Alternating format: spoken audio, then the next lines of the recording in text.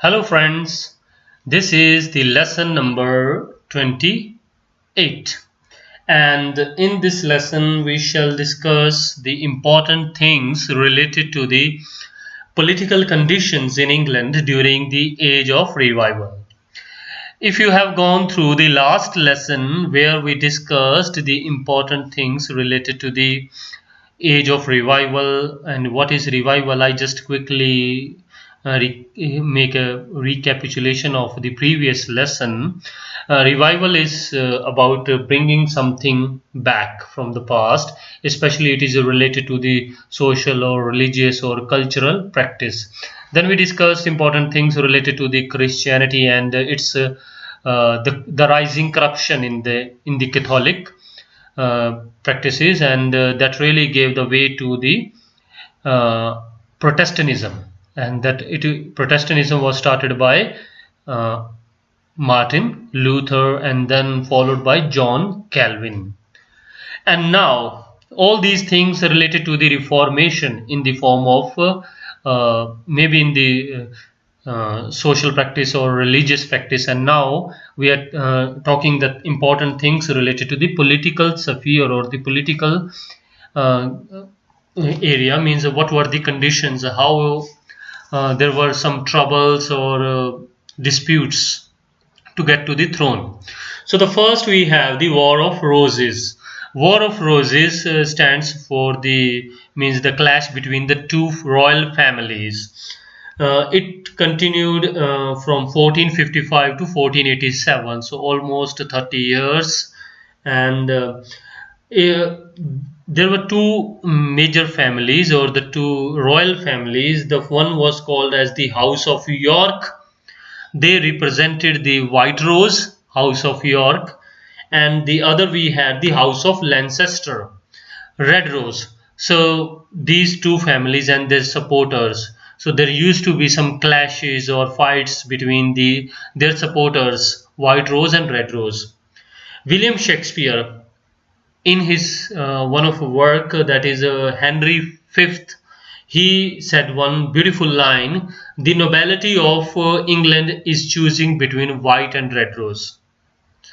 White or red rose means the people had to choose. They had to choose either white or red rose, means either this party or that party. The similar sort of thing we have even these days, at national level we have to choose either this party or that party. Only two options we have. Okay, with being wise, being so wise, what would you do? Either you choose Congress or BJP. That is your nobility, that is your wisdom, that's all. So similar sort of situation we have as they used to had at that time. So another important point about the dynasty, Tudor dynasty. Dynasty means when the things or the power carried in the family, means to the generations. The son of the king will become the next king, and his son would become the further next king. So Henry Tudor. So now first let me just introduce you to the families. So who is Henry Tudor and what are the relationships? So from the House of Lancaster, so we have two sides, the House of York and the Lancaster. So among the Lancasters we have Henry VI, and his step brother is Edmund. Henry VI, he had a step brother or half brother is Edmund, and now the son of Edmund is Henry Tudor. Henry Tudor, or somewhere we can, in other words, we can say that Henry Tudor is the nephew of Henry VI. Okay, so now we go to the next line or the opposite side. We have the York side. In the House of York, we have Edward VI. Edward VI, and he had the eldest daughter, and the name of that daughter is Elizabeth. So from both these royal families we have Henry Tudor, and from other side, from the York side, we have Elizabeth. So they are married. So how this means clash ended, we can say they got married, and then we see the Tudor dynasty carried on, and it lasted by 1603 when Elizabeth got died. Okay, that is too far, but first we just think that Tudor dynasty is now continuing with the marriage of Henry Tudor and Elizabeth. So the battle between the two royal families, House of York and House of Lancaster, almost ended as Henry Tudor married Elizabeth. So similar sort of thing can we find in the relation of these two political parties in India. Okay, that is just for joking. Okay, now so we have after marriage now, as a result of that marriage between Henry Tudor and Elizabeth, the rift between these two family, or rift or the clash or the hatred between these two families was removed, and both these royal families got means in happy relation or in good relation with one another. And the Tudors, now the Tudor from the Henry side, they had their blood in both Lancaster and Yorks, and Henry VII. Now remember, who is Henry VII? Actually, Henry Tudor, the name, the son of Edmund, Henry Tudor, he is referred as now Henry the Seventh. Remember this point, Henry the Seventh, because Henry the Sixth was his uncle, so now he became Henry the Seventh. So Henry the Seventh, what he did, he combined both these roses, and white rose and red rose, he combined them in his emblem or flag, whatever you call. And Henry the Eighth, after Henry VII, Henry Tudor, his son Henry the Eighth became the second Tudor monarch. So remember, Tudor dynasty started with Henry the Seventh, and now Henry the Eighth became the second Tudor monarch or the king. And there is a lot to discuss about Henry VII and Eighth, and about their marital affairs. So I just quickly first repeat, there were two houses, House of York and House of Lancaster, white rose and red rose respectively, and then there was a marriage between these two families. So marriage of Henry Tudor. Henry Tudor, later he was termed as Henry the Seventh, and he married Elizabeth. Elizabeth from the House of York. She is the daughter of Edward the Sixth. And after their marriage, the things got settled between these two families, and now we discuss some of the things, important things about these two families, especially the family of Henry the Seventh. Henry the Seventh had a son, and he later became Henry the Eighth. Now Henry the Eighth, quite interestingly, he had 6 wives. Not all those wives at a single time, means they were not contemporaries, means he married 6 times, marrying to one wife and getting daughter, to second getting daughter, because he was willing to get son and he wasn't getting, and that is why he was marrying again and again. And so he married number of times, exactly 6 times. And finally his son Edward VI, his son named as Edward VI, he became the king. Okay, he died prematurely, means he died in the early age. He never became fully mature up to the age of 20s or 30s as we expect. He died in his young age. And then we have the 2 female monarchs, or the female not kings, we can say the queens, the lady in charge. The first, the Mary First, Bloody Mary, and called as Bloody Mary because she provoked so much bloodshed. And then we had the next queen, Queen Elizabeth the first Virgin Queen of England, quite famous. And we shall discuss about these kings and queens, their policies. But one thing remember, Edward and Mary first and then Elizabeth first, all these were in some relations like cousins or not cousins, I would say, rather they were like step brothers and sisters, because we know that Henry VIII had 6 wives. So he had number of children. So all these children, so they were claiming their right to the throne, and that is why there was so much fight or bloodshed, and they were killing one another, and that's all happened in this Tudor dynasty. So first we shall discuss important things that what Henry VII did during his regime. Henry VII, he ruled from 1485 to 1509. 1485, when the War of Roses ended in 1485, he started ruling England up to 1509. And what he did, he brought peace during that period, means he increased royal control in the state, and he reformed the system. He was doing all good things what you expect from a king to do. And he improved the infrastructure of England, especially after the 30 years of the war between these two families. He started improving that structure in England, and he sent scholars to Greece and Italy to learn Latin and Greek. So he was giving importance to the literature. So he sent scholars, Henry VII, he sent scholars for learning Latin and Greek in country like Greece and Italy.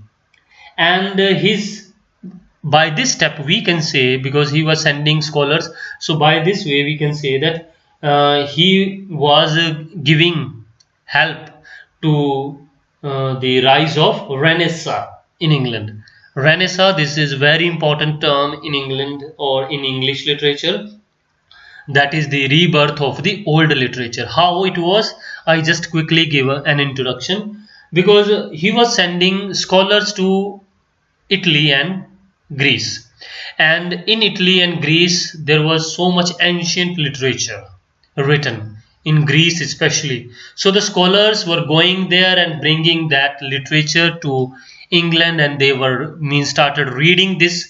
And when the people started reading that old classical text of Greece and Italy and all those other European countries, their old classical text, when the people started reading, because you will not find old classical text in English, because English is not that old language as the other languages like Latin or the Greek languages are.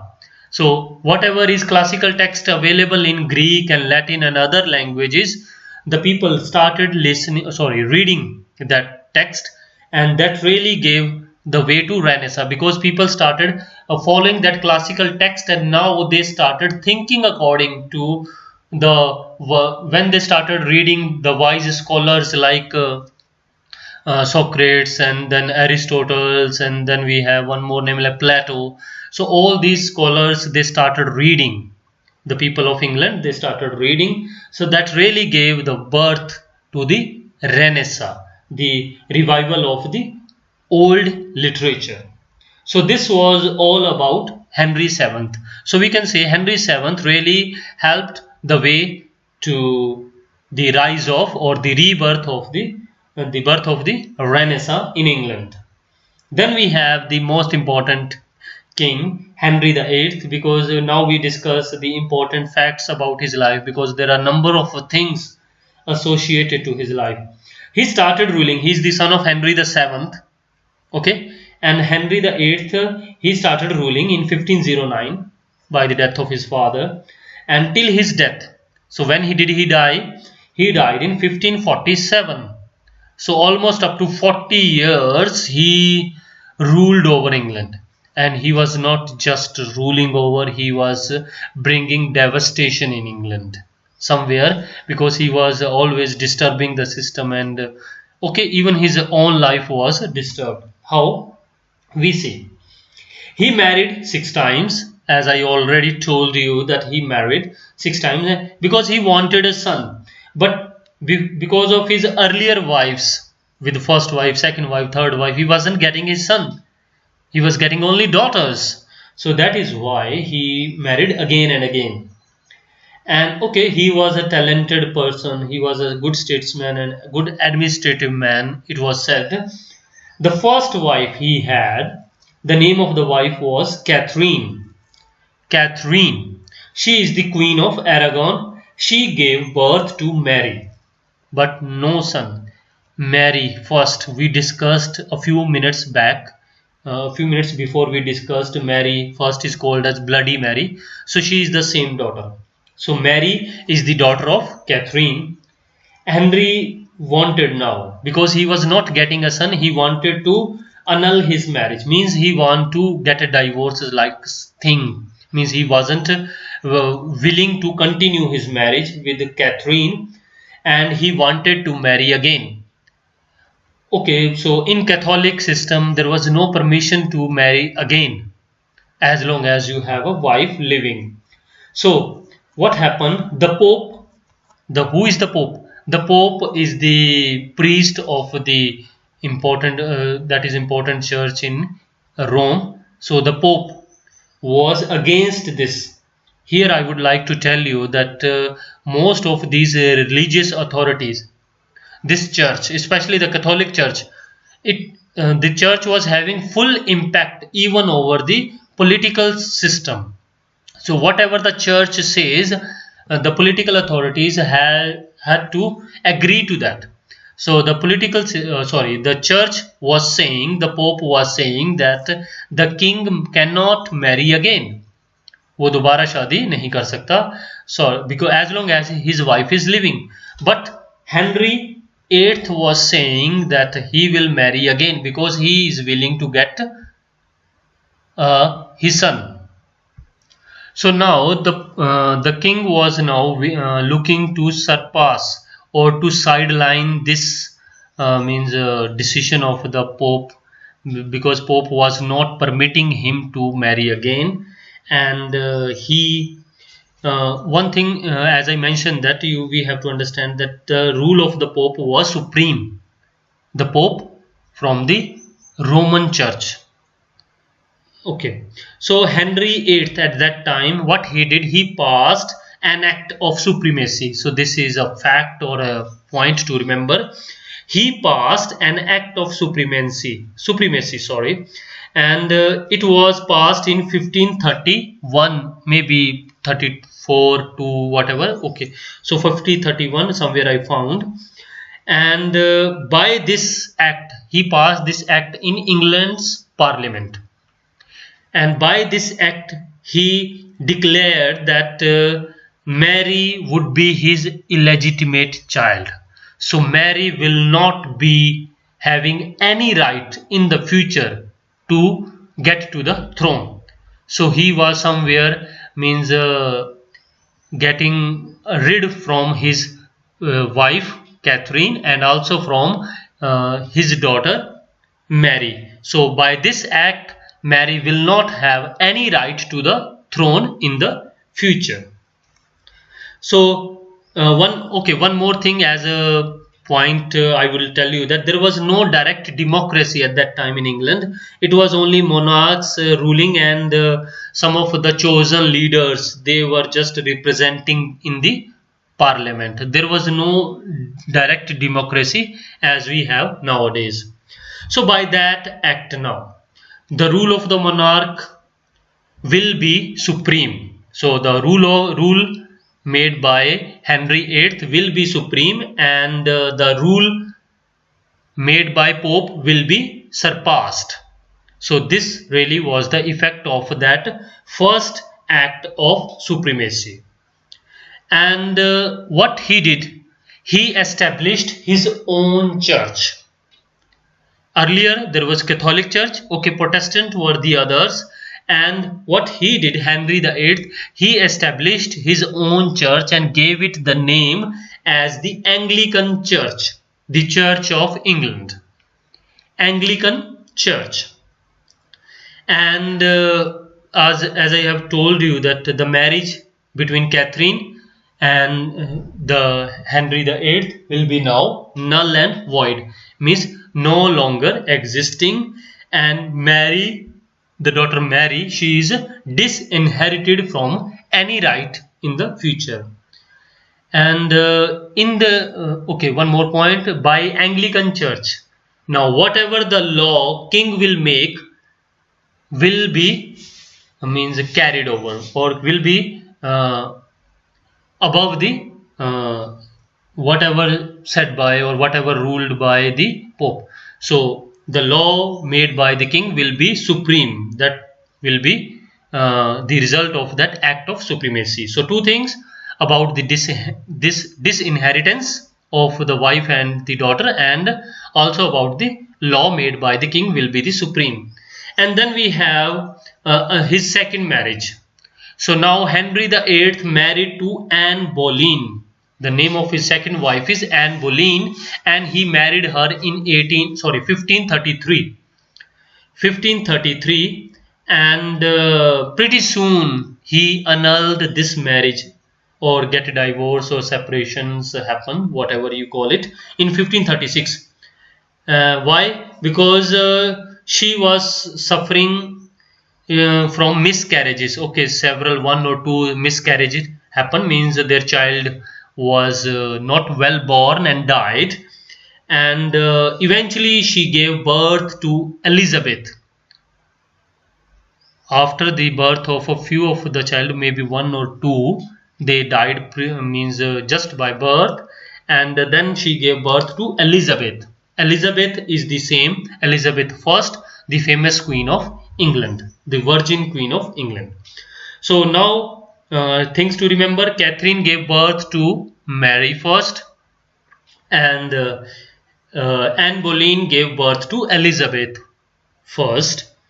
And what Henry VIII did to get rid of Anne Boleyn, he charged her of some witchcraft, or some of means she is not a good lady. She is having some supernatural, or means some like having powers of like a witch, means she is not a good wife. She is having some superpowers like a witch to control her or to do some wrong things. So that is why he put her to death with this excuse. So Henry VIII put his second wife Anne Boleyn to death, and he passed the second act stating that Elizabeth is his illegitimate child. So now Elizabeth is disinherited, and there is no heir to throne. So there is no child. Still he had to become the king after his life. So he married again for the third time, and now he married to Jane Seymour. Jane Seymour in 1536, third wife, and she died in 1537, giving birth to son Prince Edward. So this is the Edward name. So by the first wife he had Mary, by the second wife he had Elizabeth, and by the third wife Jane Seymour he had Prince Edward. And after her death in 1537 he married again. So for the fourth time he married to Anne of Cleves, and again annulled his marriage in 1540.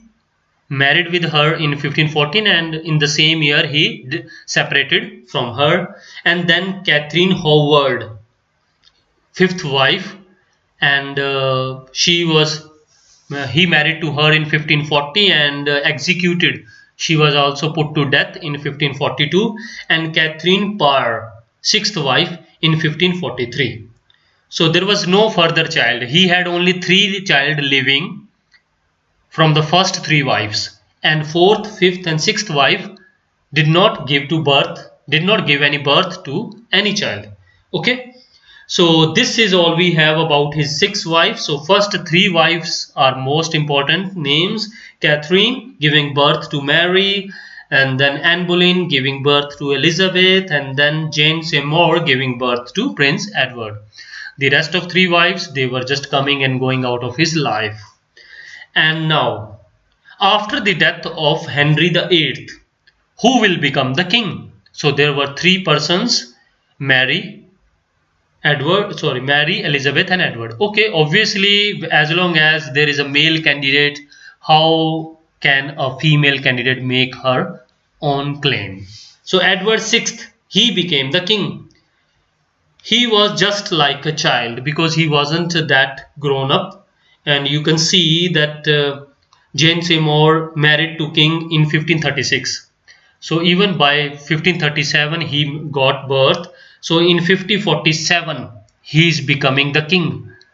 So only in the age of 11 or 10 years he is becoming the king of England.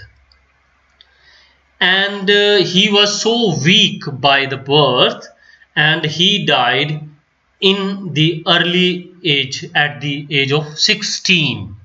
So in 1553 Edward died of a terminal disease. He wasn't having good health at all throughout his life.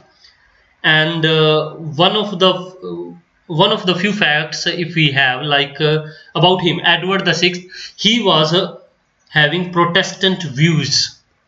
Remember, Protestant he was, and he eliminated many Catholic church.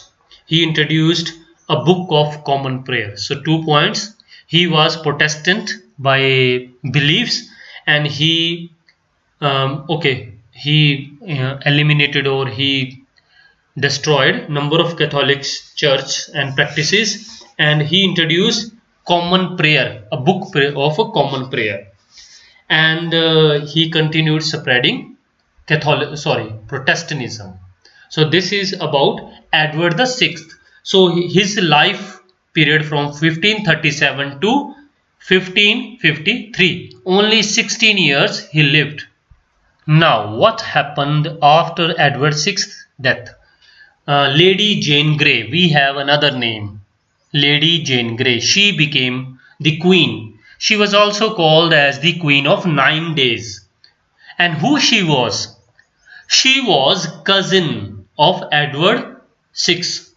And she was appointed as queen only because she was having similar views as Edward VI was having Protestantism in his faith, means he was Protestant by faith. So she was also of the same views. That is why Edward appointed her as his follower, or his she was becoming the queen. So I do not have the exact word. So now after Lady Jane Grey, she was the Queen of 9 Days. She was famous by this. And now we come to Mary I of England. Mary I, she was born in 1516, and she is the daughter of Henry VIII and Catherine. And she is also known as Mary Tudor. And what she did? When Lady Jane Grey, she became the queen, and at that time Mary assembled a force against Jane Grey, and she she just removed her from the throne and became the queen. And what she did further, she beheaded Sir kaat diya, she beheaded Lady Jane Grey. So Lady Jane Grey survived as a queen only for 9 days, and after that Mary I, she became the queen. And how long she ruled? In 1553 she became the queen, and up to 1558 for 5 years she remained as the queen. And what she did? Now Mary I, she was having Catholic views, so she restored Catholicism, and also known as Bloody Mary. I told you earlier, Bloody Mary, why? Because she ordered for the executions of the Protestants. Whoever was following Protestant views, she simply gave the orders for the execution. So number of people were killed, and there was a lot of bloodshed. So that is why she was called as the Bloody Mary. And one more fact about her life, that she was married to Philip II of Spain. So Mary I, she was married to Philip II of Spain. And now about the life of Elizabeth I, the first Virgin Queen. Elizabeth I. She ruled England from 1558 to 1603 till her death, and she is also called as the last Tudor monarch. And okay, she is the first Virgin Queen of England, and during that time when she get to the throne, at that time England was suffering, because what Mary first did, she brought a lot of destruction, bloodshed, everything was there. She was destroying church, especially the Protestant church, because she was against them. So a lot of responsibility was on the shoulder of Elizabeth to now to control the things, especially to bring harmony between the Catholics and the Protestants, because you know that the authority creates rift between these two beliefs, and as a result now Elizabeth had all the responsibility to bring peace among these two different uh, groups of people who were following Catholics and Protestants. And so what she did, she first gave respect to both these beliefs. She declared that whoever wants to follow Catholicism can follow, and whoever wants to go for Protestants can follow the same. Both will be respected. That really called, so whatever now she did from that period, it was called as the golden era for English writing. Because earlier there was lots of things happening in the system, so there was no peace, so people were not reading and writing. So now she brought peace in the state, and as a result people started reading and writing. And she tried to build a national identity among the English people. So what she did, she never married during her life, and she gave the feeling to the people that they all are English people and they belong to this one nation. So something called as nationalism, such feelings were aroused by her among the people, and that really helped England to develop as a country further. So that's it about the uh, Tudor dynasty. We started from the political conditions with the War of Roses, then we had Henry VII marrying Elizabeth, the daughter of Edward, and then we had Henry VII uh, getting a son, Henry VIII, Henry VIII marrying 6 times, getting a few daughters with the name Mary first and then Elizabeth first, and son Edward sixth. So Edward VI became the king after Henry VIII. Edward VI became the king, and after Edward VI, Lady Jane Grey became the queen for 9 days. And after that, we had Mary First of England, and Bloody Mary also she called us, and then we had Elizabeth First. So there is a lot to talk about during the whatever happened during the period of Elizabeth's regime. We shall discuss all these things in the upcoming lessons. So it's a huge lesson, so a lot of things we discussed about the political happenings in England. So I hope you must have enjoyed this lesson. So have a nice day, and keep learning English literature.